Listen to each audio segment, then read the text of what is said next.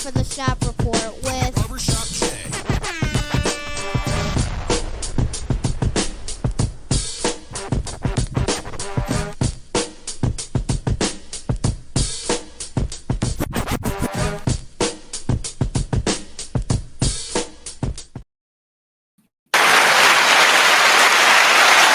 What up, sports fans? Welcome to the Shop Report. I'm Barbershop Jay. I'll be your host for the day. Here's what's happening. Of course, we want to remind you the Shop Report is brought to you by Rocket Digital Media. It's the one-stop shop for all your digital marketing needs. You can look them up on Facebook at RDM Detroit, 1D, 2E's Detroit, or you can slide on over to the website, rocketdigital.net. That's ROCKIT digital.net. And make sure when you're there, while you're there, you tell them the BSJ sent you. And for my folk out there in TV land, excuse me, if you want to leave your questions or comments during today's program, by all means, please do so, and we will throw it up on the screen. What's going on here? Oh, okay, yeah, got you. Our co-host, one of our co-hosts decided to join us. Shout out to that. And yeah, y'all know what's coming next. If you're one of them folks who wants to leave did I say we brought to by Rocket Digital Media? Yeah, okay. If you're one of them folks out there that want to leave a question or comment that's indignant or ignorant in nature, it won't be seen on this screen. Matter of fact, here's what you'll get. Ain't nobody got time for that. That being said, joining me on the program today is my cat from up north, coming to you live from Western Michigan. It's Joey James, aka Double J. Tell the people what to say. Why do you? Who keeps cutting the intro short? It's got to be you. Can't blame Is it me? It's got to be. I'm telling you right now, Gully. If you're listening, get on here because I got a bones and beefs to pick with you 2 or 3 times. I'm trying to tell you. Yeah, this whole 12 o'clock thing. I'm still getting used to it or whatever. You know what I mean? But anyway, in mid-season form. Hopefully by the end of preseason. I don't even know when the preseason starts no more, man. I don't even have time. Hey, right quick, we will at some point, probably closer to the NBA season. I'm trying to get my hands on an issue or copy of Slam's latest rendition or edition, top 100 point guards or something like that. Have you seen the cover of that? I have not. That is interesting, though. Ooh. Yeah, listen, I got to give it to them guys, man. That's the one. Yeah, oh, no question. Slam? Oh, really? Man, I'm a slam. Oh, my gosh. Well, wait a minute. Have you seen the list yet before you jump out of the plane 50,000 feet? Oh, no. Trust and believe. Once I get my hands on the issue, I will do, a little bit of homework, putting together some show notes and whatnot so that we can definitely have a discussion on who's who and what they say and whatnot, what they didn't say, excuse me. But I'm talking about just as far as a publication, a hoop publication. Once upon a time, it was Street and Smith, Athlon Pro. It was a few other ones out there. But what I like about Slam, they have something for everybody, for every genre, even for old heads, like they say myself, OGs or whatever the folks is out there calling us nowadays. I prefer AARP. But and they have something for my, my children. My sons are in their early 20s, late teens. And they got kicks or whatever. They just put the magazine. Excuse me. They put the magazine together very, very well. I do say so myself. But if you're out there and you see it somewhere, somebody let me know because I can't find it in any store here. The Slam top 100 point guards issue. Yeah, I think it's gonna be a doozy. But we definitely, once I get my hands on it, you already know we're gonna discuss it. All right. Okay, let us start the show. All right, our first item on the menu for today is, Double J, I'm going to send you something in the private chat here just a second, but our first item on the menu, let me see, what am I doing here? Is what he said, Malcolm X. Bear with me for a second.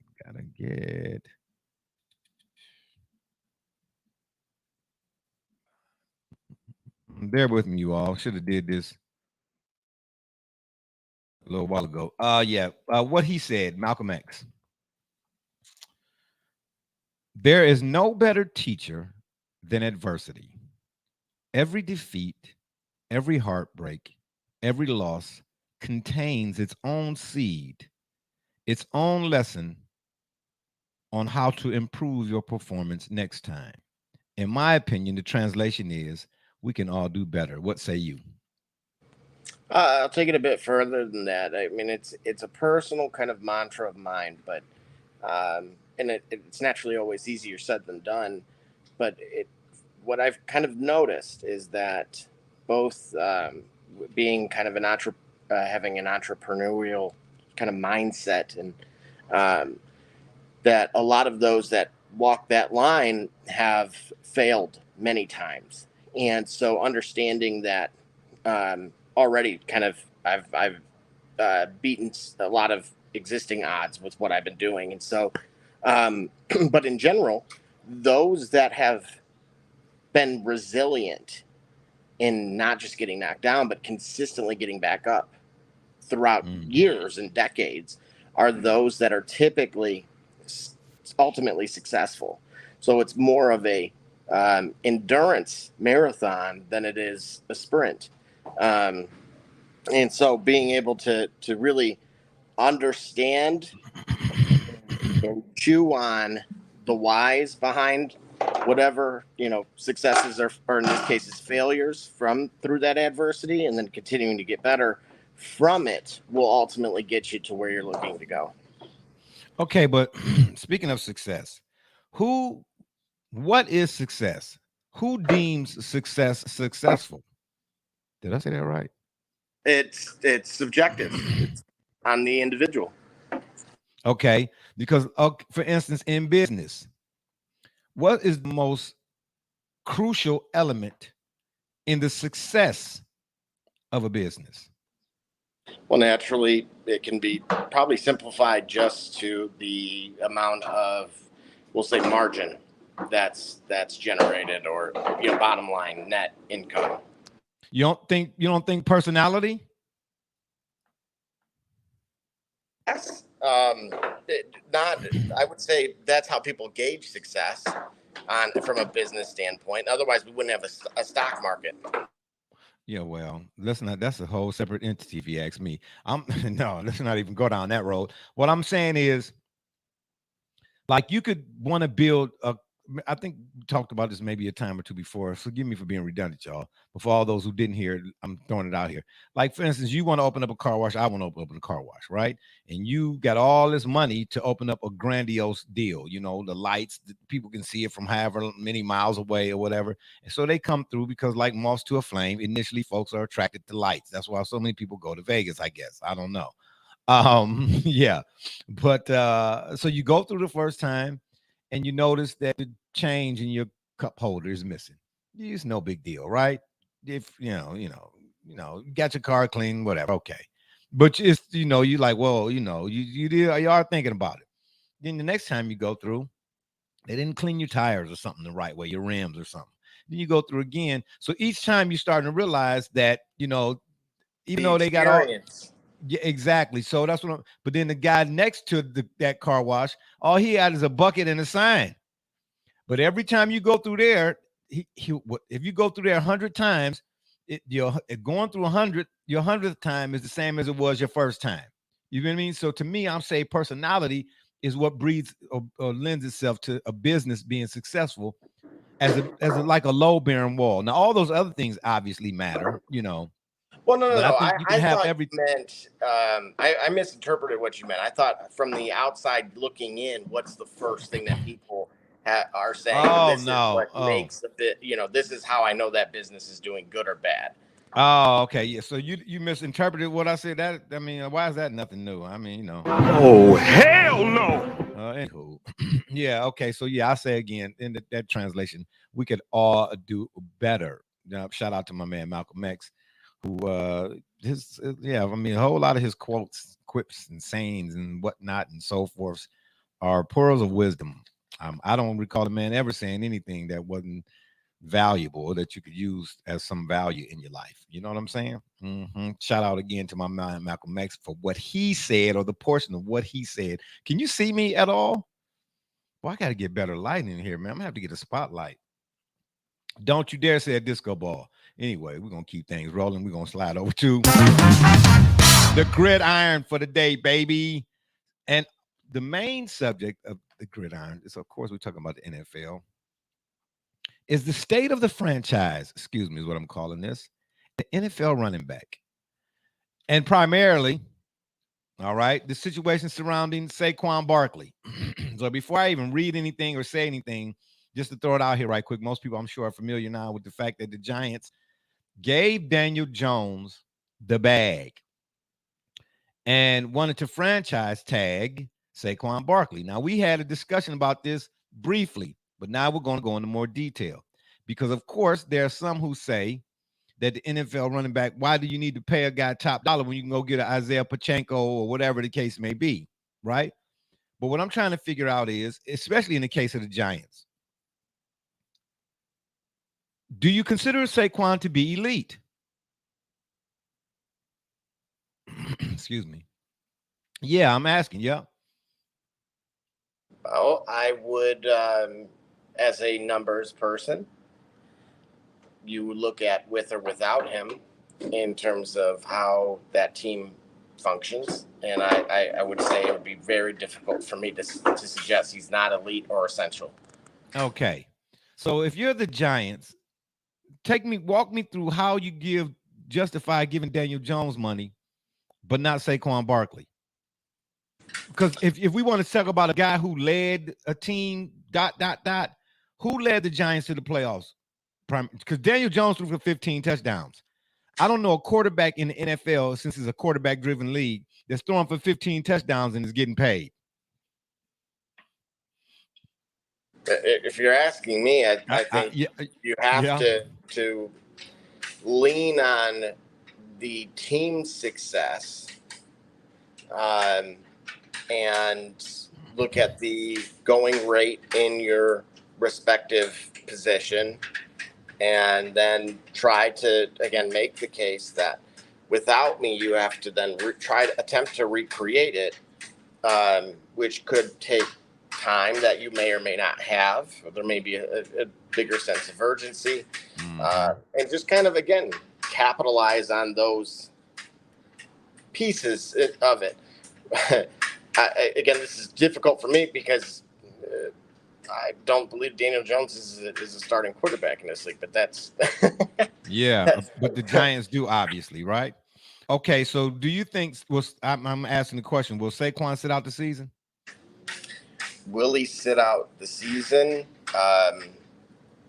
I would have to really take a hard look and see how much he's made before that. Le'Veon Bell, who did it in the past, was in a much different position financially. I was thinking that. Otherwise, we haven't really, I know that they have had conversations, and he even went on Twitter and said it is what it is. That franchise tag tender isn't a bad number. It's just not a phenomenal number, especially with those that are, I said, from a positional vantage point, where he is versus where those guys are, that handful that we're referring to is really light years away, apart, even with that increased franchise tag figure. Okay, so do you take issue or find an issue with the average salary for NFL kickers, $2.26 million versus $1.81 million for running back? If you look at the top heavy portion of it, not in top. I just think it doesn't make sense. It's one thing if you want to devalue it, but then you're talking about the position. Yeah, if you're going to devalue the position, then the utilization of the position. We're not talking like if we were talking about fullbacks, sure, right? Because of the, again, usage of the position. But when you talk about a team having that's a good point, a game plan that includes running the ball, and as great as we've seen quarterbacks throughout history be at throwing the ball, when they have no run game, it becomes difficult. That's why I say ask Dan Marino. However, I'm going to reference the Subway commercial. Which one? I'm not hungry, by the way. I don't know why you're referencing the Subway commercial. You're really trying to make me hungry here? There's a U.S. national team player who says to Patrick Mahomes, where football really uses their feet. And he goes, I use my feet. Have you seen me run? Yeah. Okay. So my question in terms of value and where that we know it's shifting and has shifted to the quarterback being the most important part or player. Yeah. But the running of the quarterback is now essential. It's part of the job now.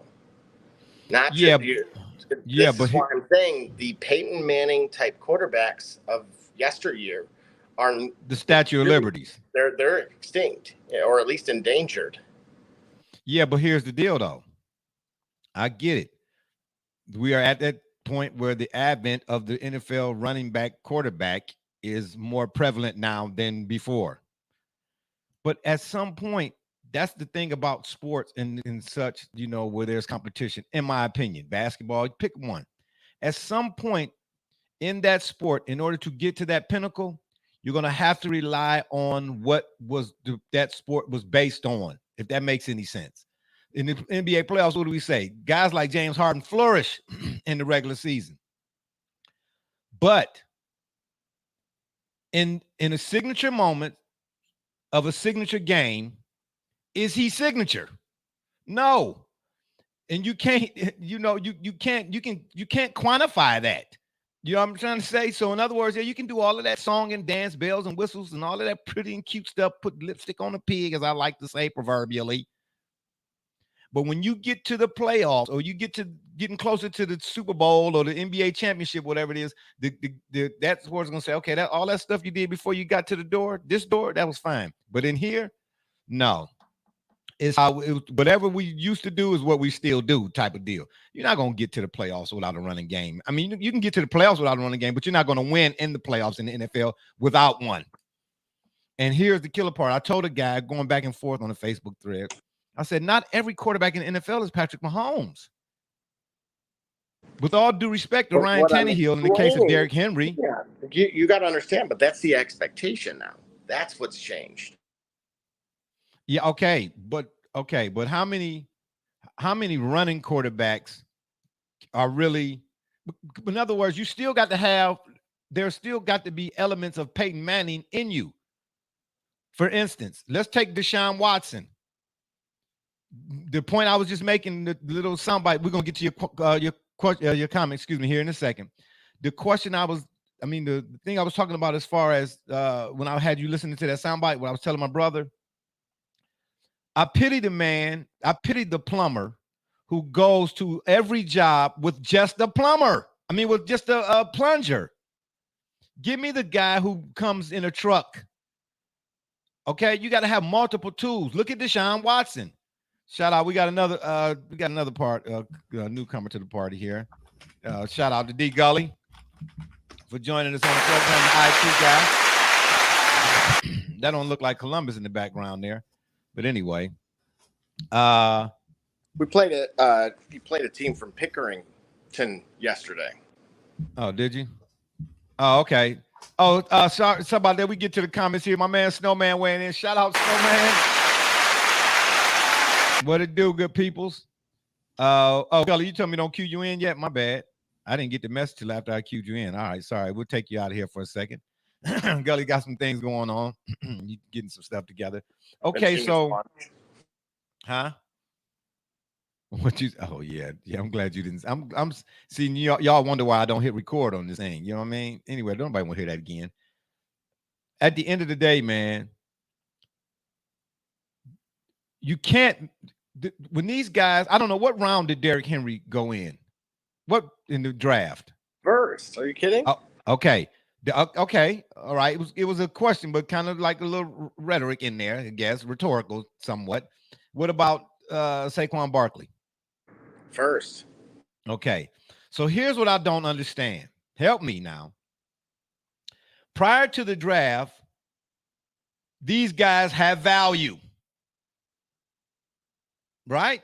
You're taking a guy in the first round, whatever the pick is in the first round, the 15th, the 17th, I don't know what selection they were, but you're taking these guys in the first round. the first round is basically the end all be all. A lot weighs on whether or not if a guy goes in the first round, regardless of position. So the first round is one of those value, is a value round. So you thought highly of this guy to take this guy when you took him. Man, don't do Mr. Alva like that, man. It's he won a solo shot. Shout out to Mr. Alva. Oh my God. The problem with the running back after 3 years. Hold the phone, steady, Double J. Stop. Put the Lucia. Hey, 3 years. 3 years if your running back can't hold up, and if he's through. So like the Lions, look what the Lions did in the draft. They got rid of, and they got rid of their number one running back that they chose 2 years ago. Yeah. And they upgraded it. So they did what everybody should do. Look at the Cowboys. They let go. Zeke I mean, yeah. I mean, after 3 years, your running back is everybody knows his style. They already know that he can't run through their line that they have. So you have to get a guy that could play with what you got defending your quarterback and your running back. So that's the key thing is that's what people don't understand is that that player is crucial. And if you can't line up the right offensive line for that guy, then you got to get rid of him because you're not going to get rid of the offensive line that's doing a good job for your quarterback. So, that's the key thing. So that's what's being exposed is that these running backs come out of college and, they're used to a great offensive line and no defense. And after 3 years, they're washed up. I mean, they can't play in the NFL. So that's the key thing. I think you're seeing that they have to right away say, hey, can we win with this guy? And if not, let's go. Let's change the style then. Yeah, okay. I'm with you on that. I'm with you. Shout out to Mr. Allen for weighing in. Something I'm going to disagree with here is the lifespan in general. So when I was with Kevin Jones, we knew the average lifespan of a running back was 5 years. That was the length of their career. So no different than his point a moment ago, the league caught on to, again, we talk about the salary cap pretty often and yeah, whether none of us like it, but it's the rules that they have to play in to maintain, parity as best they can. I think what you're going to see now is a continued shift, similar to what the Lions just did, as he pointed out, similar to even with what the Cowboys did. You're starting to see these trends. You've seen Minnesota do it when they knew Madison could do similar things to what Dalvin Cook could do. However, what I would like to find out, which is the flip side of this coin, if you go run heavy again, can you be more successful or equally as successful as a team that is in this pass heavy type of offense? No. And I'll tell you, no, listen. Hold, go ahead. Hold that thought, Gully. No, I don't believe so because now what it sounds like I'll give you an example. What it sounds like you're describing is the 1972 Miami Dolphins with Kick, Mercury Morris, and Zonka. Yeah, that was run heavy. Bob Greasy only threw 8 passes that year, I think, and they won the Super Bowl. You know what I mean? I'm being facetious there. I don't think that would work in today's NFL because I can't. Your mic is muted. Look, he's talking. Look at him. Look at him. Oh, unless he's talking to somebody else. Yeah, your mic is. Oh, okay. Your mic is muted.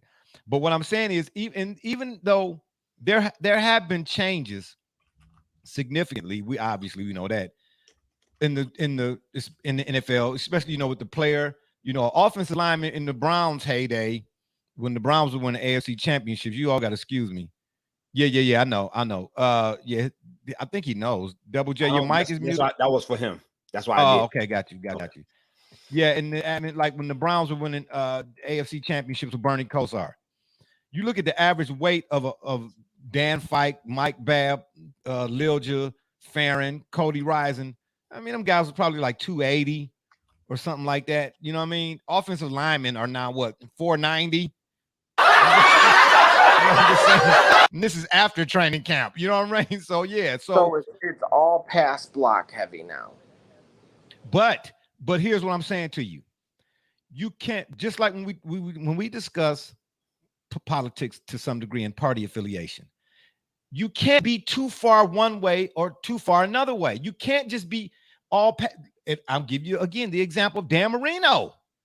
People talk about, could a guy played in this era? Dan Marino he would light you up. Okay, Dan Marino and Dan Fouts. Come on, man. Them guys they had cannons for arms. They could get it done. But you can't be all Mark Duper and Mark Clayton all day, every day. Okay. And then think when you get to the playoffs, because the playoffs, the game slows down. Why we keep using the NBA reference, 82 games as opposed to 7 games is an entirely different your approach got to be. You feel what I'm saying? Gully, right quick to clue you in, man. We talking about obviously the gridiron or whatever it is. And this whole state of the franchise is what I call it, the NFL running back. And guys like Saquon Barkley and, Derrick Henry. And in the case of Barkley in particular, how he is sitting here going back and forth with the Giants, but they paid Daniel Jones in a quarterback-driven league when he only threw for 15 touchdowns last year. Right. Yeah, I was actually talking with that with my cable installer yesterday. He's a big Eagles fan, and he talked, but he was on the phone talking with with a colleague of his about this situation. And about those pedestrian numbers. I said, it's funny because the thing about the NFL, at least, quarterbacks get paid a lot of money, but they get paid to end the play without the ball. Either they're making the right handoff or they're making the right pass. Exactly. Okay? A running back gets paid to end the play with the ball in his hands. 4 yardage, 4 touchdown. Ideal more often than not with contact. And at a league that's becoming a more intense in terms of the player, perhaps, we could talk about the call separately, but the athletes are more athletic, right? They're stronger than they used to be. Toughness is a measure of tangible, but I mean, really, these guys are coming out. They look like, everybody looks like a bodybuilder. Everybody looks like a WWE wrestler. Down to your cornerback, So in a league where the guys are bigger and tougher, you get more violent collisions, right? Yeah, of course. There's this dynamic of the paper not matching the reality. And what I mean by that is I was muted, so I didn't catch who the gentleman was that Double J had just spoke. I thought Double J was talking a lot of sense, and I was shocked. I'm like, nah, this can't be Double J. And then it was somebody else. Unbelievable. Yeah. Shout out to that. I told you, man. That's Mr. Alva. Yeah, that's Mr. Alva. That's they must have snuck me some Lucia in my cup because that's the Pops. Yeah, that's why. Yeah. Well, who had the Lucia? The camera was shaking. Yeah, go ahead. But to that point, the idea of it is, what happens is, you said about 3 to 5 years, right? Because everything he said made sense in terms of you running backs, why they don't want to do the long term.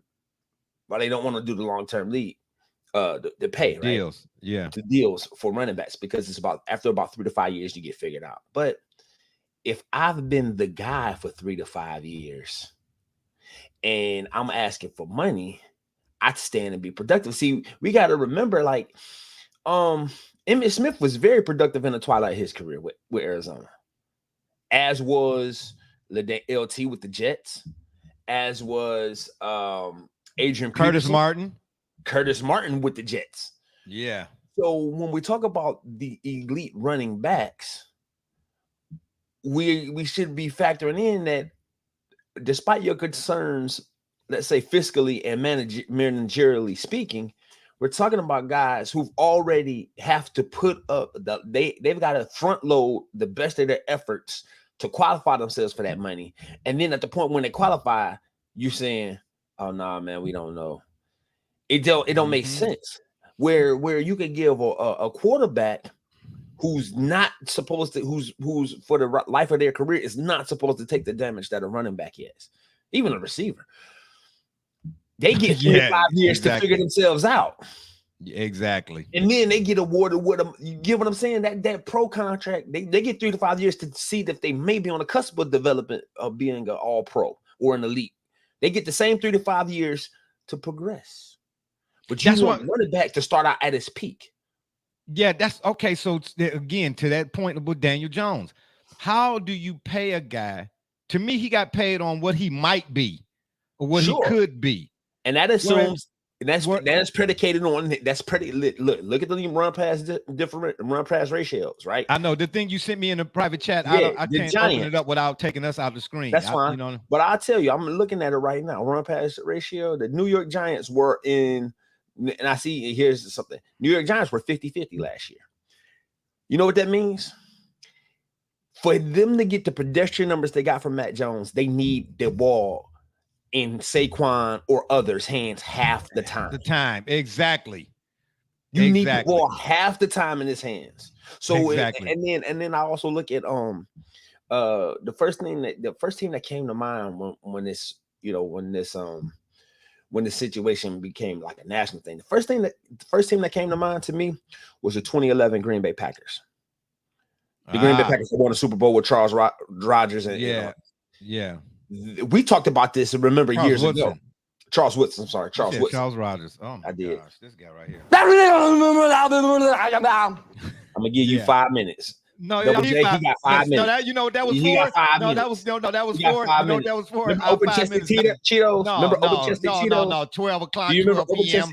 Yeah, come on up here, 12. Yeah, you know what I'm saying? Everybody will be woke. Yeah. It'll be hot dogs, cookies, candies, ice cream, and cake. Yeah, okay, yeah. I did actually. Golden Grams, the classic recipe is out. You need to go get it. Okay, I can't eat cereal. I only got 5 teeth. That's how I was saying. That's all, man. You crush with the upper palate, bro. Oh wow, really? Got you. Yeah, 3 in my mouth and 2 in my pocket, and you up here making jokes about it. Yeah, okay. You keep living until you get an ARP card. Keep going. This dude right here, man. As we were saying, Double J, for those who the 2011 for those who don't drink Lucia. Yeah, right. Well, I can't tell. I don't know what's going on with this camera right now. Yeah, Double J is giving us he's in Western Michigan right now. Now here it is, right quick, side note. Here it is, a Purdue alumni is romping all through the campuses of Western Michigan. Yeah, and with a Purdue alumni shirt on, you can see it there, right? You know what I mean? Oh man, and, really? Yes, just like the kid who at the zoo, he's he's turning knobs, pulling what? Oh, how does this work? And he pulled the whole shade down on him. He just. And then once he leaves, the facility is gonna be in disarray. And you know what I mean? Yeah, I ain't had nothing to do with it. I just hope he opened up a door to like the lineman going between their two-a-days and they see him with that shirt. Yeah, exactly. Man, he opened up that door, one of the doors. Yeah. Look at the Discord. I was already down there. Huh? So look at the Discord. I was already down there. In the practice field. Oh, wow. But you were up. Yeah, hey, I'm gonna go walk over there right now. Oh, boy. All right. Go to I want to see you walk out in the middle of two-a-days. Going out in the middle. Don't walk and be on the sideline. And sing the alma mater. There you go. Yeah. Oh, no, you can't go out there without the train. Yeah, or is the train broken? Sing the Purdue alma mater. Go to the 50. Boy, you about to get and go to the 50. But Gully, not to cut you off, but before I forget the thought, you know the moments, the transmissional slippage moments. Mm-hmm. Double J, you mentioned earlier about that's basically where the game is going, the running quarterback. Okay, right. More so now than before. Right. But the NFL just came out with a rule change in regards to that read option thing. You can no longer, Yeah. You can no longer hand the ball out in front. You know how a quarterback kind of holds the ball to read that end defender? Yeah. And then either hand it off or pull it out? Yeah. You can no longer hand the ball out in front. So Double J, to your point. Can you elaborate? What do you mean hand the ball out in front? Okay. I'm he not can't pitch it back. No. You know, when a quarterback is under center or whatever, right? Yes. Okay. And he gets the ball. Yes. The running back is usually to his left or to his right. Correct. Okay, so in other words, you can't show the ball anymore. In other words, it's almost like a lateral type deal. It has to be backward. It can't be front. It can't be there or forward anymore. Oh, okay, gotcha. If I'm not mistaken, so they're cutting that out. So now, in other words, the handoff on the read option. If you're going to continue, who wants to see the broomsticks? Oh my gosh. Yeah. He's got the handoff. Got to be what now? The handoff has to be Double J. Will you help me out here? What do you need? Did you? Oh, right. Yeah. What I mean, unbelievable. This guy right here, man. Unbelievable, man. Ain't nobody got time for that. Listen, man. Hey, he gave you that, you know that. When you get caught sleeping. Yeah. I'm in Western Michigan right now. The read option. Yeah, the read option rule that the NFL made changes to. Hold on, I'm gonna actually look it up. If double J. Oh my Yeah, gosh. you're gonna have to educate me on that. I don't Whoa, know what? Double J doesn't know? What? What? They made a change, a rule change. They made a change. They made a rule. The NFL made a rule change that you can no longer. It's something about the handoff. The NFL forward handoff rule states that the ball can only be handed. The ball can be handed only to an eligible receiver when the carrier is behind the scrimmage line. The result of the play will be 5 yards and replay of downs. Read option 23 rule would penalize teams for handing out a football on a read option. An illegal forward pass will now be a penalty. Previously, the NFL read option rule stated that quarterbacks can be tackled if they are carrying out a fake. It does not matter if they are in possession of the ball. The new rule change modified 17. Oh, no, hold on. Wait a minute. Yeah. You don't have to give us the article number and all that. Yeah. Yeah. So, the read option rule is that will penalize teams for handing out a football on a read option. And the illegal forward pass will not be a penalty. No, I don't. No, you got go keep searching. Okay. I had it saved on my phone. I think it was a little bit more. Or go to NFL. Or just what'd you do? Google. Hold on, wait a minute. It was an amalgam of different like sites. I thought it was all put together. No. Maybe go check out or type in. I don't know. NFL rule changes 2023 or something like that. No, here it goes. Here, I'm gonna read it again from another source, Sportskeeda. Okay. All right. The NFL read option rule 2023 will penalize teams handing out a football on a read option. An illegal forward pass will not be a penalty. Oh, they just regurgitating this stuff. So yeah, an illegal forward pass will now be a penalty. Previously, the read option rule stipulated that quarterbacks could be tackled if they only carry out a fake. It only matters if they have the ball. Yeah, that's not descriptive enough. No, what I saw, and I was looking for it before we started the show because I was gonna mention it. Okay. But I couldn't find. I got so much stuff saved to my phone. Keep going. I'm gonna queue it up. Keep going. I'm gonna queue it up, and then if I get to it in a few moments here, we can come back to it. Yeah, but that rule change, to Double J's point about the running quarterback is the way to go now. You got to have, because in other words, that's what they're doing. If you're gonna find a quarterback who can run and play the position, that's what they're using to lean on to devalue the actual running back position. They can say, hey, we got a guy that can do both. What we need you for? Why am I going to pay two different people to do the job, two different jobs when I can pay one person to do both jobs? Is what that sound like. Right. Okay. But expose your court. Ask Josh Allen. Get to the playoffs and expose your quarterback to more hits than not necessary. I bet you're going to pay the position then. This is the interesting part about all of this is no different than, and why I referenced that Subway commercial with Mahomes saying, have you seen me use my feet?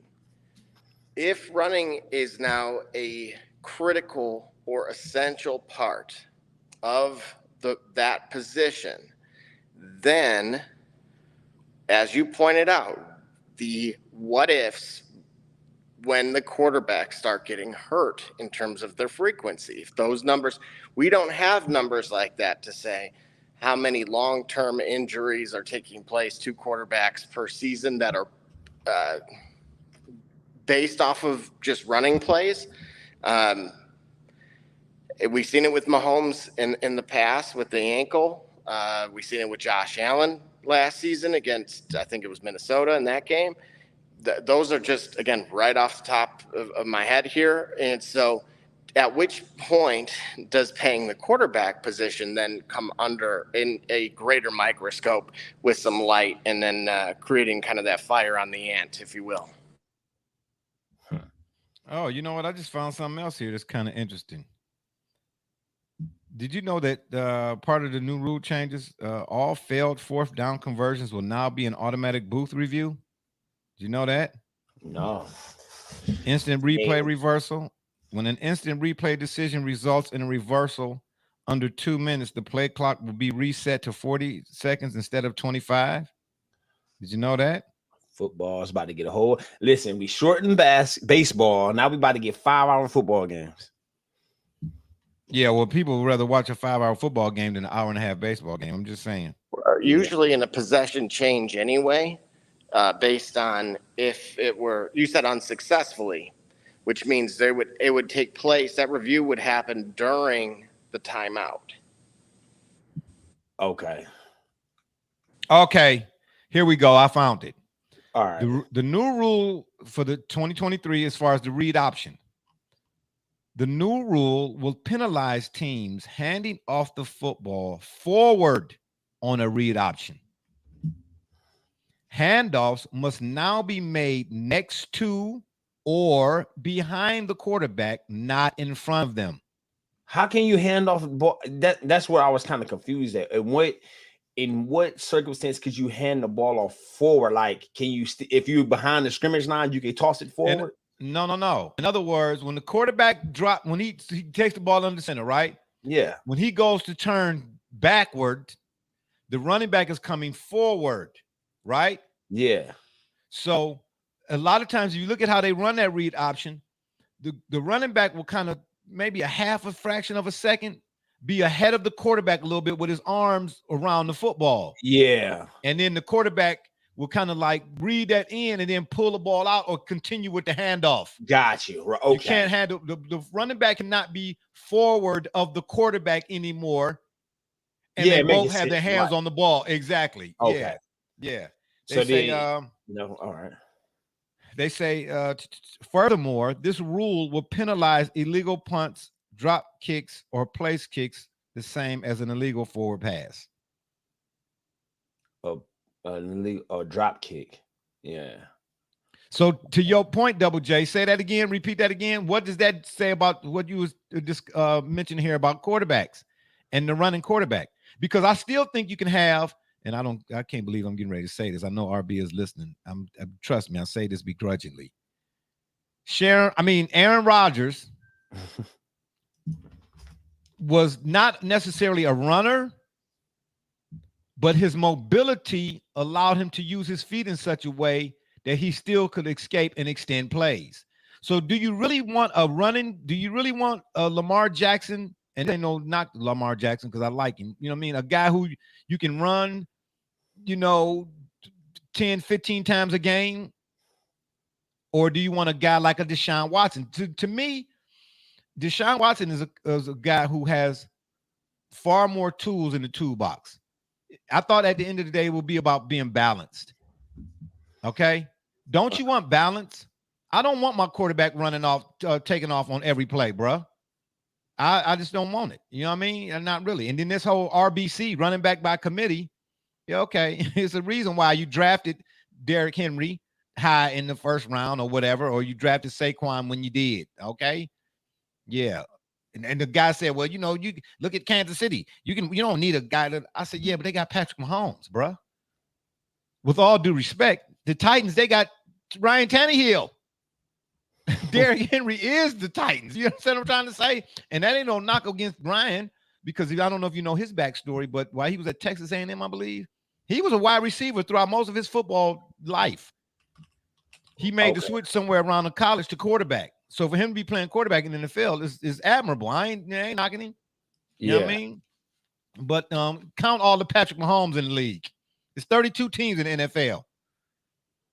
Hey, real quick, you mentioned the Titans. Did DeAndre Hopkins eventually actually sign there? Yeah. Okay, so he's with the Titans. Yeah, and I saw a picture on Facebook that said, well, that's where receivers go to die. Yeah, because like AJ Brown left. Exactly. But well, exactly. hold on, wait a minute. See, AJ Brown left. Maybe that's part of maybe AJ Brown's departure is what compelled a guy like Hopkins and a team like the Titans to figure that out. Like they have to understand the balance of having a primary receiver and being able to make it work, even if you still want to play a run heavy sort of game. Like understanding, yeah, but you know, run heavy. I don't mean to cut you off, but I don't believe where the direction that the NFL is going. Yeah. I just, again, in my opinion, I don't believe run heavy or pass heavy is going to get you, you know, to the pinnacle. I just don't think so. I think you need a balance. So we look at it, right? I'm still on that list here. All right, top 5 team. Well, 1, 2, 3, 4, 5, 6. I'll go Cincinnati being 6th because Cincinnati went to the conference championship. Being 6th as in what? They passed more than they ran. They passed at about a 60% clip. So Cincinnati. So I'll tell you what. I'll go all teams above 60%. Every team above 60% who was like 60-40 or better in terms of. Okay, you're talking about one versus the other, whether it's pass heavy or run heavy. Dominant. Yep, 60%, 60 or better. Miami, going from worst to first. Okay. Miami. Okay. Arizona. Okay. Cincinnati. Okay. New York Jets.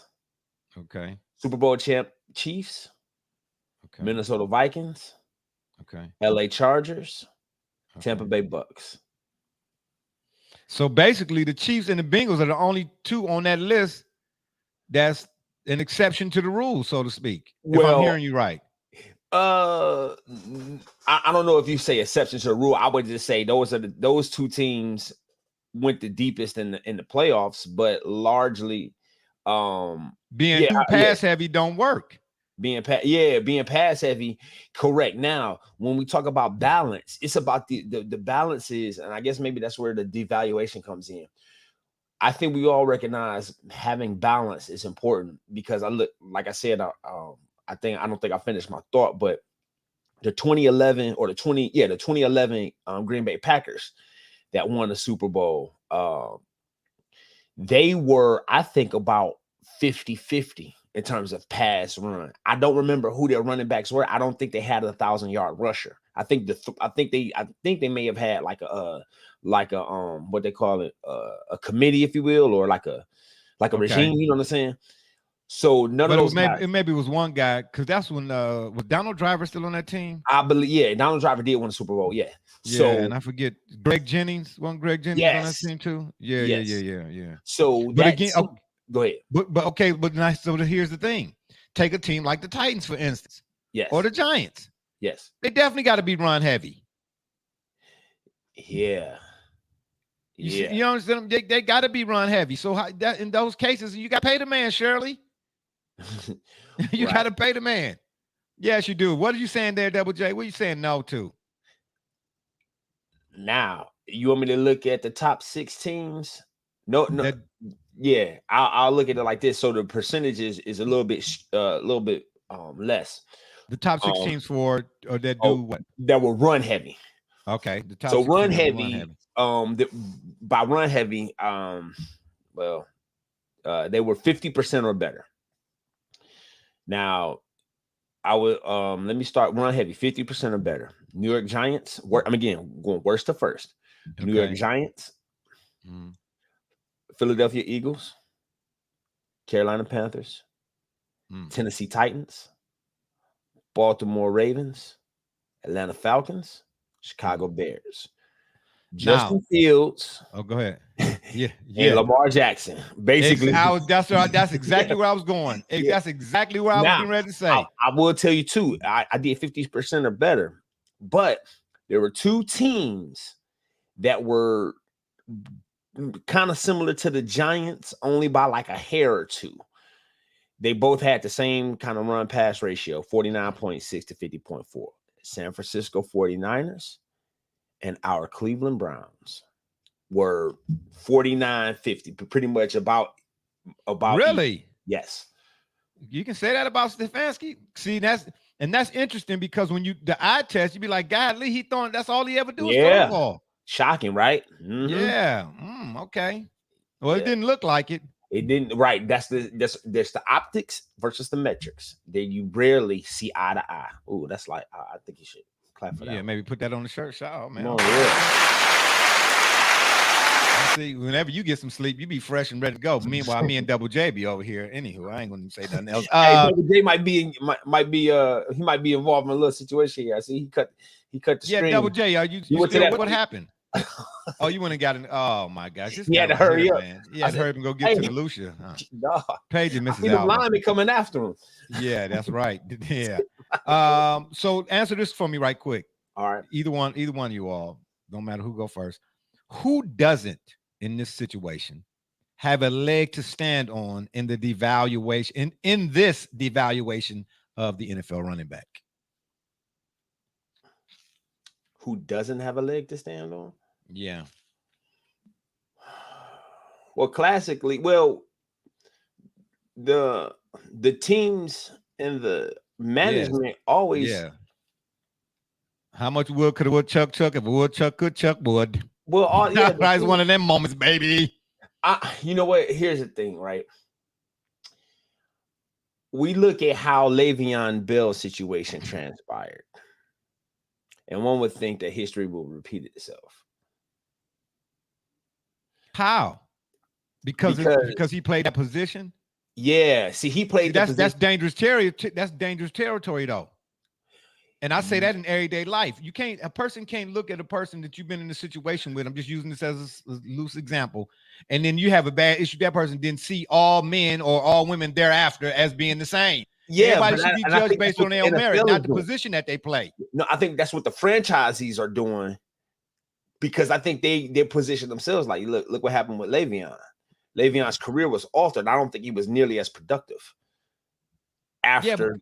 Yeah, but okay, but then now that's true, but then you got to ask yourself, why wasn't he productive? Right, a lot of times these guys start to get the feeling themselves, and you know what I mean, and get the, I'm this and them that, and then they get in their feelings or whatever it is, and that could be due to the lack of production, because the talent was still there. So management may be looking at how Le'Veon Bell, how it went for him, so that gives them a reason to maintain their position, because they're thinking that we saw what happened with Le'Veon, and that's modern era, right? You know what I mean? That's only 2 years old, and so that's where they're going to remain firm. But Saquon and these other running backs, they saw what happened to Le'Veon. To your point, the circumstances behind why Le'Veon may not have been as productive when he left are different, because it might have been a lack of focus. It might have been an underappreciation for his craft or his ability to continue to work at it, or what have you, if that was the case for him. So they looking at what Le'Veon may have misstepped, where Le'Veon might have had a position and where he might have lost his way. I think that the running backs, I think they may have a leg to stand on now. Okay, go ahead.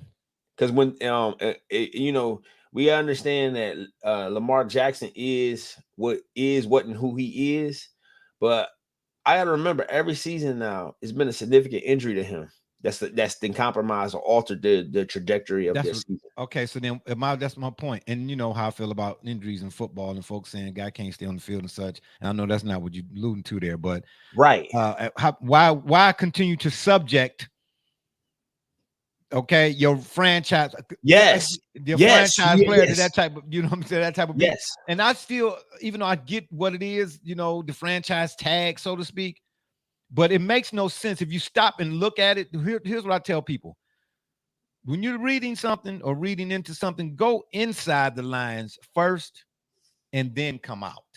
Okay. Get a wider view. Mm-hmm. That term in and of itself, franchise tag. I'm not worth a 3-year deal, maybe. And I don't know if that's what he was asking for. I'm just throwing that out there. Right. But I'm worthy enough for you to put this tag on me. So I'm important. Yeah. But I'm not important enough for a 3-year deal. That's like an oxymoron to me. You know what I'm saying? Why franchise tag me? Because you're giving me a special designation. Yeah. Well, but you won't give me a special dollar sign nation. Right. Can you be franchised twice? Yes, you can. So what if this is all theater? That's interesting. They're not going to whose part though? The Giants? Well, it got to be, I guess, right? No, maybe not. Double J, what say? Are you going to weigh in at all, or are you just going to see? We're going to just see your icon here. If they are not committed to putting that money in the coffers long term, but they know the value of this guy in his prime. Think of it this way: the first franchise player that I remember in sports history was Michael Jordan. What do you mean the first? What? His last 3 seasons as a Bull were 1-year deals, each worth $30 million. Oh wow, I didn't know that. Did you know that, Double J? Yes, because that's why Scottie Pippen's deal was so bad. Oh my. Okay. Well, continue, Gully. Do tell. So now y'all filling me in on something here. Right. So if I've got to play performance theater, thank you, Vince McMahon, which is why I say he's one of the most influential minds of our culture. Of course. I've got to play the role that I'm upset about the money I'm getting. And I'm not going to say these guys are fakes or phonies, but the position is you got to play the game. That's why the expression is the expression. Okay, right. But then what do you think his end game is then? They want the long-term investment. They would like to have the same sort of confidence. I'll put it this way. As a quarterback, maybe even as a receiver, you've got to worry about the next man up. Rarely do you also have to worry about your contract being the next man up. So Saquon got to worry about not only a running back coming in to maybe play the position that they can pay for cheaper, right? Because everybody trying to save money. But then my very contract being also the next man up, so that I'm playing against my contract and the next guy in the position. I don't think quarterbacks have to worry about that. Clearly, Daniel Jones don't have to worry about that. Look what the deal he got for the pedestrian numbers. Yeah, pedestrian, right? To say the least. So if I'm in that position, of course, I still ultimately want the long-term deal. I want to be able to be comfortable knowing, that I had that appreciation from the franchise. I'm putting life and limb on the line every single play. Like I say, a running back ends the play with the ball in his hands. A quarterback ends the play with the ball out of his hands. So I've got the most money though. Yeah. I want that appreciation. So if in lieu of that appreciation, I'm going to position myself to get the money that I'm asking for on a reliable, consistent basis. I'll just get it up front. I'll take my lump sum. I won't need the annuity to borrow from the lottery. Others at the position, if you want to look it up, or you all want to go a little bit further into this after the fact, who play the position, they didn't have their say. Christian McCaffrey didn't weigh in on it. Yep.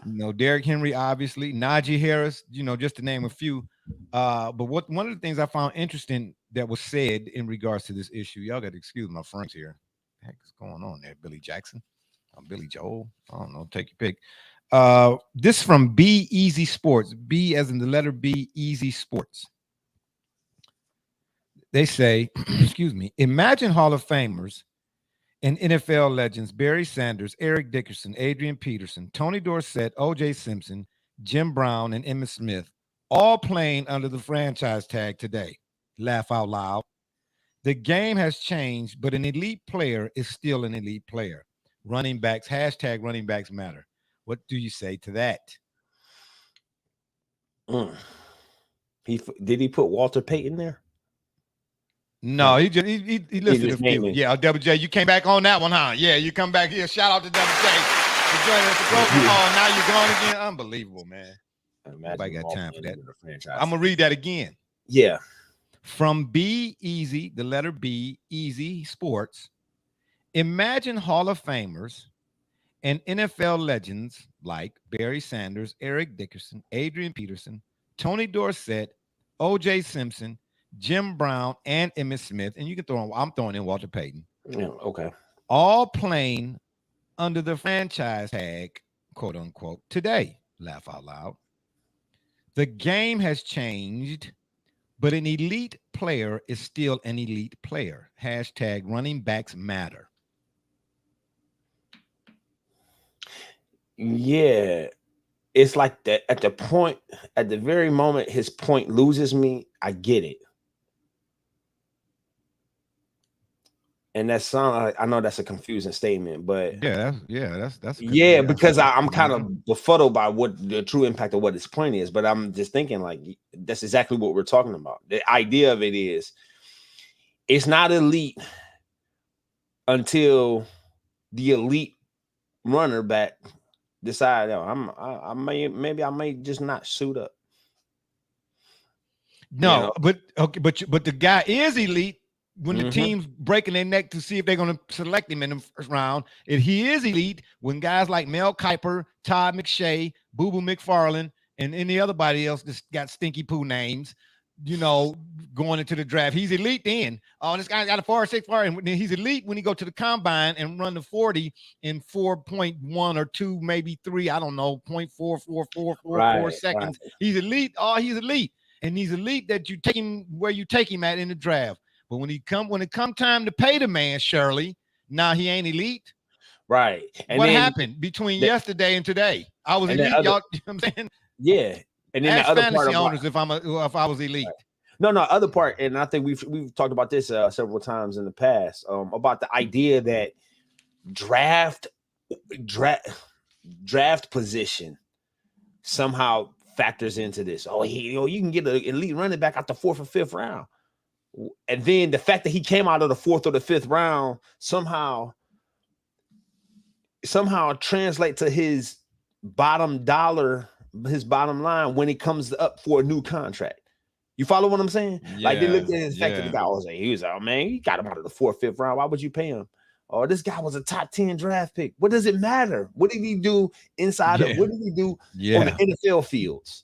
Regardless of his position. Yeah, that's what I say. Yeah. Don't use this or that or something that you didn't manufacture to minimize when it come time to pay me. Right. You understand? I'm trying. You don't minimize. Listen. I would say this: take a look at what the salaries for those that you consider elite right now at that position are. I think you might be a little surprised. Where can you find that at? Double J. NFL, maybe NFL salaries of running backs. Is that what you say? Is that what you're driving at, Double J? Exactly. Christian McCaffrey, I think, is somewhere in the neighborhood of $42 million. I think Derrick Henry's and over the cap. Christian McCaffrey is at $64 million. Okay. All right. Well, maybe that was that. I don't know. Well, no, but still, I mean, he's now the. I'll show you. This, so wait, I don't know. So how many running backs do we have to list in order for that devaluation to kick in? That position to be devalued. He absolutely will likely sit out because someone's going to pay him. Clearly, you could attempt to try to make this case and devalue the position, but if you actually look at those that provide value at that position, they're all. Then you can't get around not paying them. Exactly. Well, exactly. So again, it's one thing if you were running the ball 1 out of 10%. Maybe even 20, but not at those figures that Gully pointed out. So, unfortunately for these teams, I get it what the lifespan, like I said, of the player is, but you're kind of going to be up the creek without a paddle if you try to you go a different direction. Yeah, I just know if the end all be all is a Super Bowl and the road through the playoffs is what lead to a Super Bowl, then you better have a running game. Ask Dan Marino, all right, who to this day is considered one of the most, pick an adjective, gunslingers in the league. They still talk about the 83 draft and all the quarterbacks that came out in that draft. Right. And he was one of them. Yeah. How many Super Bowls did he go to? 1. Oh, okay. And who was his running back? Bernie Parmalee, I believe. Really? I believe. I'm not sure. Or if it wasn't Bernie Parmalee, it might have been a combination of Bernie Parmalee and Keith Byers. Really? Might have been. Wow. Yeah, my memory worked sometime. I'm just saying. Okay. You remember where your keys are? Oh, hell no. See, this is the disrespect I get on here. You know what I mean? I should be, I mean, I got an ARP card, man. The respect that I should get on this program should be by leaps and bounds. Okay. Yeah. So yeah, you're not gonna get to the playoffs and not get through the playoffs. You can get to the playoffs, excuse me, with Ryan Tannehill. But in order to get through the playoffs, you're gonna need Derrick Henry. Because how many times have we seen guys not named Patrick Mahomes or Joe Burrows or Deshaun Watson, even to tell you the truth,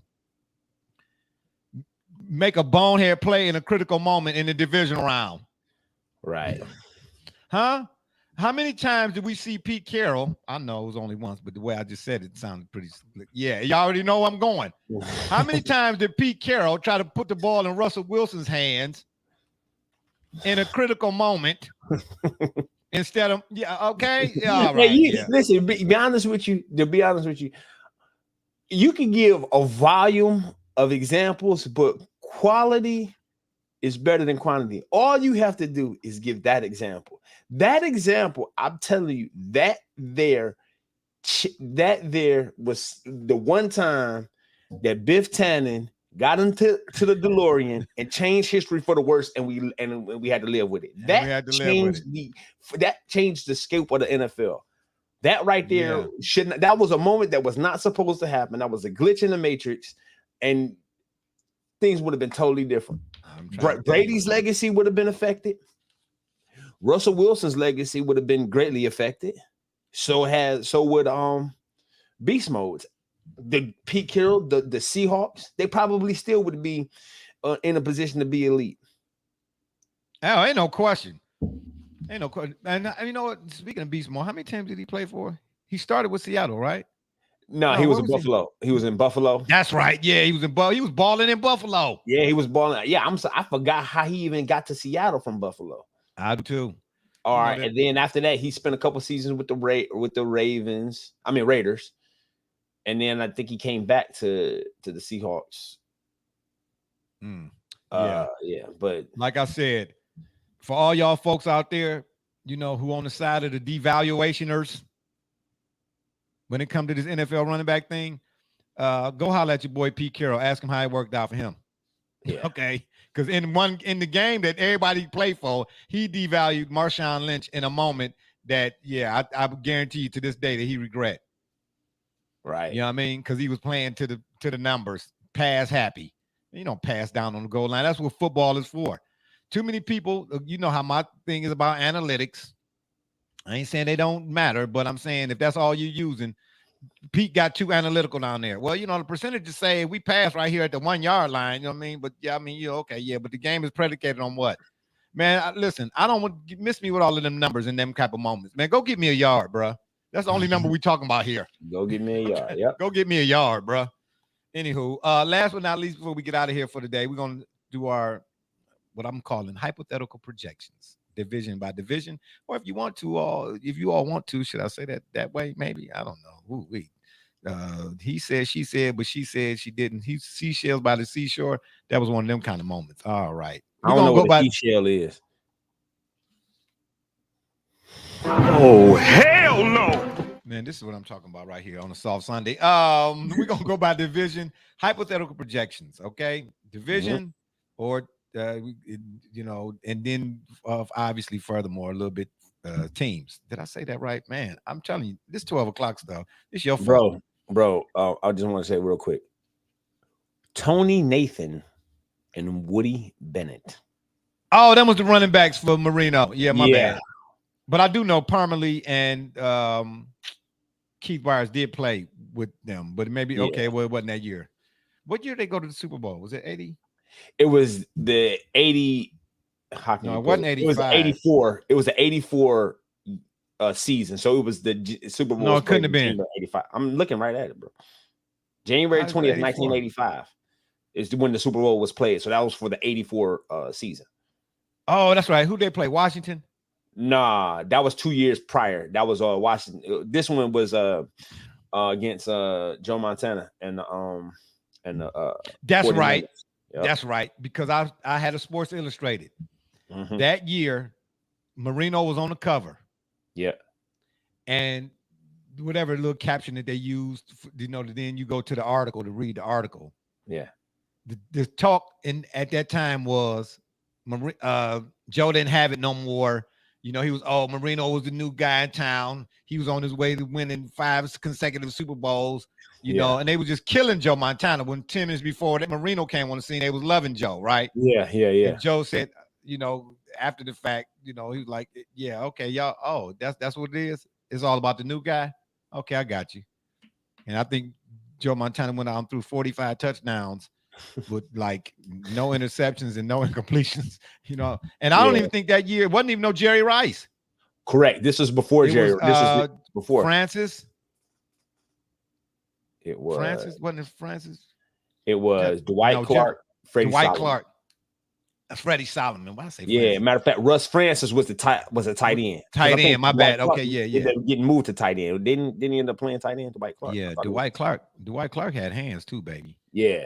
As did what's my man play for the Browns? Dave Logan. Shout out to my man Dave Logan, baby.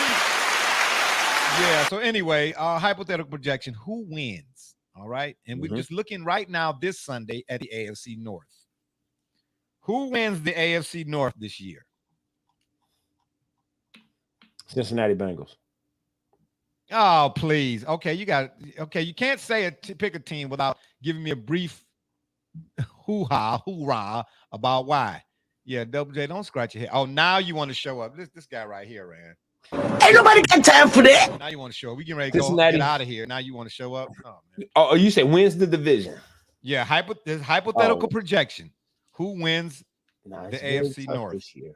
It's very extremely tough. I said Cincinnati unflinchingly. I'm gonna trust my instincts on it. I don't think that the rest of the division has completely caught up with their talent and their experience now.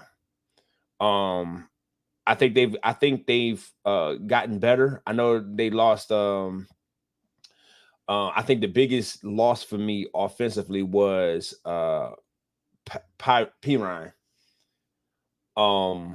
Losing Pirine has a supplement to Joe Mixon, but I think they're going to be fine with that loss. And I don't know. They still got Joe. Samaje, when Mixon was out, man, Samaje he picked up the slack big time. I know he did. It was like they ain't missed a beat. No, they're gonna miss. They're gonna miss him because that offensive line still ain't what it need to be for. That's a testament to Joe, bro. For them to be in the last 45 AFC championships, because that offensive line is stinky poo-poo. That offensive line is as offensive line what Pete Carroll's thought process was on that goal line. I'm just saying. That's all I'm trying to tell you. So you say Cincinnati. All right, that's fair. And I'm pretty sure it's in large part due to JB. You know what I'm saying? Joe Cool. Double J, who you got? Hypothetical projection. Who wins the AFC North? And then this guy right here, double agent, Cody Banks. Paige and Cody Banks. Are you back? Double J. Hello. Knock, knock. Who wins the AFC North this year in your oh, thank you. Thank you for joining us on the program today. This guy here, man. Oh, yeah, Cleveland does again this year too with Watson. A full off season, full complement of help, and then most importantly, I'm going to say the biggest contributor. You got a lot of static, bro. Yeah, somebody tried to call me. That's why. Is Jim Schwartz. The addition of Jim Schwartz will be the difference maker. What they do on stopping Joe Burrow in that explosive offense. Yeah, that's the first game of the season for them too. Oh, there you go. That's a nice one. Yeah, that's a testament. Oh, so in other words, my whole take on Joe Woods the entire time Joe Woods was there. Oh, I was getting lambasted. I said Joe Woods is good. Oh no, with the compliment of guys coming back. I said I'm trying to tell y'all. Craig Newsom or Greg Newsom, whatever his name is, he said it best after the fact, what I had been saying throughout Joe Woods' tenure. I said from the beginning, when the Browns defensively were out there, don't do that, because I said don't make. I've echoed that. Oh, please. Oh, no. You and Brother Rich. Oh, please. You and Brother Rich is all in. Yeah. The dog pound hate and all. Yeah, there you go. Yeah. They was giving you the business. They was giving both. Yeah, they was giving me the business. Yes, I got witnesses. I got witnesses. Yeah, can't believe y'all from Cleveland. Y'all Mr. Columbus over there. Thank you. Yeah, thank you. I can't believe y'all from Cleveland. Y'all like the Browns. I said I didn't like the Woods because at the end of the day, you watch the Browns defensively and you was like, man, why he playing here or why he playing? Look like Jabril Pepper moments again, playing 25 yards off the ball. I'm like, man. So my question then was, if a student is having trouble with the information, at what point will you take a look at the teacher? Now you want to talk about Jim Schwartz, the teacher, the coaching. Greg Newsom said it best. He said, man, in his system, and I'm saying he didn't use that word. You trying to be nice. Yeah. He said, I was playing linebacker, man, and I'm a corner. I'm a slot corner. And I was playing linebacker. How? Where? What? Why do you do that, Pete Carroll? That's a Pete Carroll moment. That's gonna be a sound. Yeah, we're gonna make that a sound. Oh, I see you having a Pete Carroll moment. So who do you got? Winning the AFC North? Mm-hmm. The Steelers. I'm not. Am I in? I'm not. I'm the host. I don't have to answer the questions. Kaiser Sose. He got the Steelers, don't he? Nah, heck no. But I'm gonna tell you something though, right quick. As a Browns fan, man, I don't hate them the way some Browns fans here that are homers to a fault do. Yeah, I can't. Because really, to tell you the truth, if you really hate them like you say you hate them, what you need to do is go look in the mirror. You're really upset at them because you wish your team was just like them. Would had that kind of success, and consistency. That's what you're mad at. So you're mad at them, but you're really mad at yourself. Don't be mad at me when your team is anyway. But Deshaun Watson gonna change all of that. In all honesty, I got the Browns winning the AFC North, man. Right? Yes, you heard it here. It's on record. Don't crash. It's on record. You're on mute, bro. Look, he can't believe I said it. You're on mute. Double J, you're on mute. I'm speechless. I'm flabbergasted. I'm flummoxed. Yeah, flummoxed gastic. I'm just saying. Yeah, I got the Browns winning North. Why? Because Deshaun Watson. Okay. Having a year. Yeah, it's no question. Being a year removed from distractions. He was last year, and you could see, even in the 6 games that he played. Yeah. I mean, we're being honest. You could see, Double J, we can't hear you if you're going to retort or respond. Okay. You could see in the 6 games. Yeah. That the biggest reason for him not, being what everybody thought he was going to be when he came back was the layoff. That's it. Okay. There were still the flashes. Oh, okay. Because remember now, I think it was the year Aaron Rodgers won. One of them. Aaron Rodgers won how many NFL MVPs? 100. Well, you're talking about Watson's last full season. I suppose. Yeah. Right. Yeah, whatever he sat out. Yep. Right. Whatever year Aaron Rodgers was like the MVP of that year. Yeah. Whatever statistic that they keep to like determine a quarterback's efficiency or ranking or how good a guy is, in that regard, like, I don't know if it was QBR or his passing efficiency or something to that effect. Whatever that statistic is, it carries a lot of weight. I don't dive that deep into it. But Aaron Rodgers was first. Deshaun Watson was right under there. Yeah. He was second. Yeah. Okay. And then go look at and we talking about the league. Was Mahomes in the league then? Had Mahomes? Yeah, right. Okay. Right. Mahomes had already won the Super Bowl already? He had been to one. Okay, I'm guesstimating here, but I'm just saying, I'm just throwing them out there. All right. Y'all pick the pieces you want and throw the pieces away that you don't want. But my point is, Deshaun, you don't lose what you are. Okay. You feel me? Like a weightlifter. This might be a bad parable, but here we are.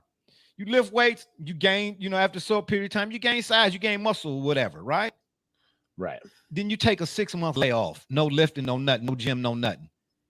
And then 6 months later, you go back in the gym and tell your boy throw up 325. Put 325 on the bar. You ain't lifting that, man. You're not lifting that. You know, even though when people see you out with your shirt on or whatever it is, what they call them, I don't know, your little tank tops and whatnot. You know what I'm saying? Your little extra stretchies or whatever. They be like, dang, that guy, he must be benching 499. You know what I'm saying? No, you're not. No. So yeah, it was the layoff, bro. That's all it was. That's all it was, man.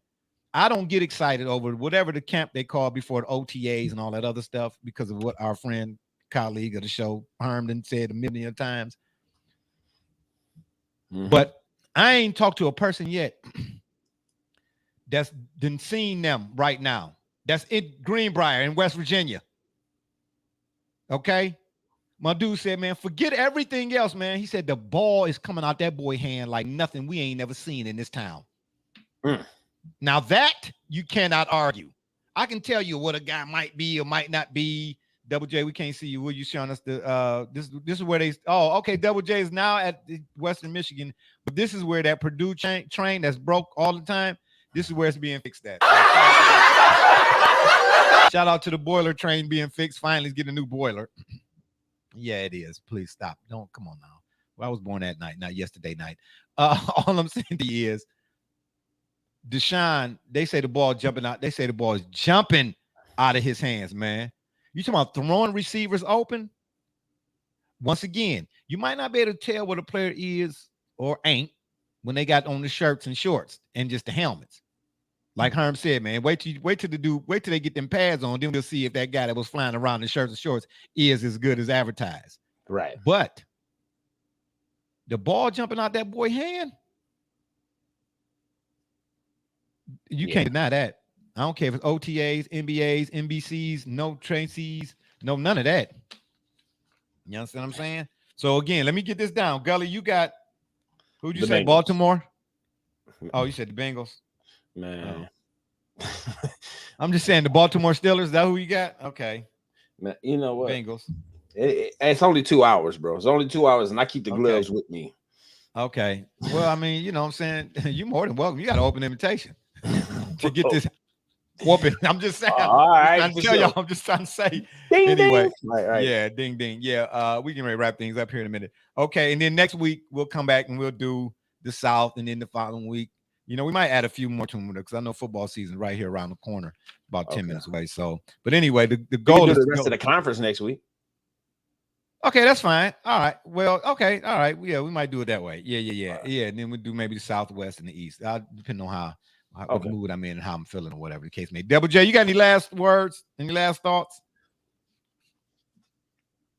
No? Said no. You don't? Yeah, this is why you're fired. You get a pink slip, man. Paige and Mrs. Alba. Yeah, unbelievable. He's going to have a one-on-one, a peer review conference. Yeah, that's more. He needs more than a one-on-one peer review. Yeah, that's it'll be a yellow sheet of paper. You got to sign it. It's a yellow sheet of paper that when you sign one copy, you get the one copy. I keep the other. Yep, it's gonna go on your record. Last but not least, what I'd like to do, I don't know. I'm sitting here looking at my calendar. I don't know how I'm gonna squeeze this in, man. Come on, talk to us. I don't know. I was trying to get it in this Sunday, but you know, my work schedule, the way it is, just won't allow. But who knows? I might do something early, might wake up earlier, man, just to put something out there, like a pre-recorded thing or whatever the case may be. I don't know. Okay. We'll see. But matter of fact, I might do that. Let me see. Well, name the thing first. We might come back and do something Thursday. Would you all be willing to come back and do something Thursday? What time?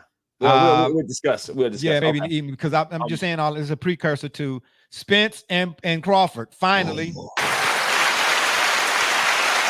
is this Saturday? Yes. Okay, and then on the heels of that, we got Canelo and Charlo. Yes. So boxing is finally trying. You know, they've been listening to somebody. Yep. Boxing finally they starting to piece them together now. Fights what we want to see.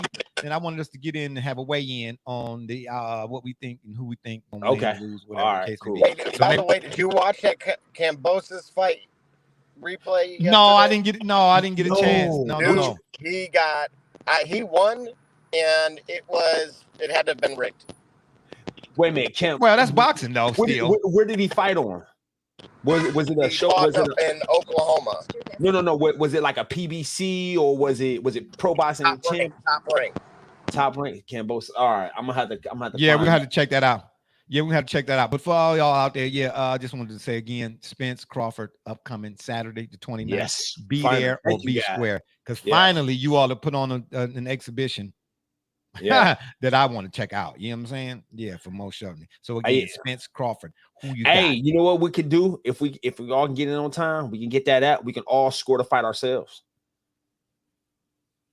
I'll let you all handle that. Right, connected. Okay? We can all score the fight ourselves. Y'all listen, you don't understand, bro. You and Double J, y'all still got the original color of your hair. You see this? Do you see this? Do you see this, man? I don't have this is what I leave that kind of stuff up to y'all nowadays. Man, I'm too old. But it's a panel of three. See what I'm saying? Like, if the three of us did it, we can give our own official scorecard. Like, we can say, hey, yo, if we judged it, right? Then that's fine. But but you don't understand. It's a panel of three, and one of us got narcolepsy. I'll get in the third round and be knocked out. I'm just trying to tell y'all, you know what I'm saying? Bunny slip. Listen, you seen the YouTube dude that's at WNBA games going to sleep. That's me. That's me. All right, I'm going to sleep right in the middle of the action. Okay, yeah, I'm just trying to tell y'all. But yeah, make sure y'all check out Spencer Crawford 29th. But again, I know we'll see about score. I might get somebody in my steed. You know what I mean? You know who I'm thinking of, maybe off the top of my head. I might get somebody in my steed to do a round by round. Is that what you're talking about? Yeah. Okay, it's all good. Yeah, we'll see how it maybe be. But maybe I'm looking at Thursday. Try to let you all know how that's gonna go down. But anywho, on that note, I leave you with this quote: "Home is where you trust the toilet seat." That's it. That's all. It's been fun, but we got to run. Don't forget to check us out every Sunday at 12 on the PM side, right here on the Yard. Or y'all can check us out on Facebook, Twitter, Instagram, the shop's fan page, and of course YouTube. And make sure when you go over to YouTube, you hit that subscribe button, bottom right corner, the little bell, and give us a ding-a-ling-a-ling-a-ling, like the ice cream man, I guess. And if that don't work, Google it. For my mans, B Rich, Double J, TJ, D Gully, Doc, and all those who follow and support us, we say thank you. Barbershop Jay, you've been listening to the Shop Report. And remember, the next time y'all want to know what's really going on, man, come to the shop. Walk-ins are always welcome. That's right. Same shop channel, same shop time. Holla!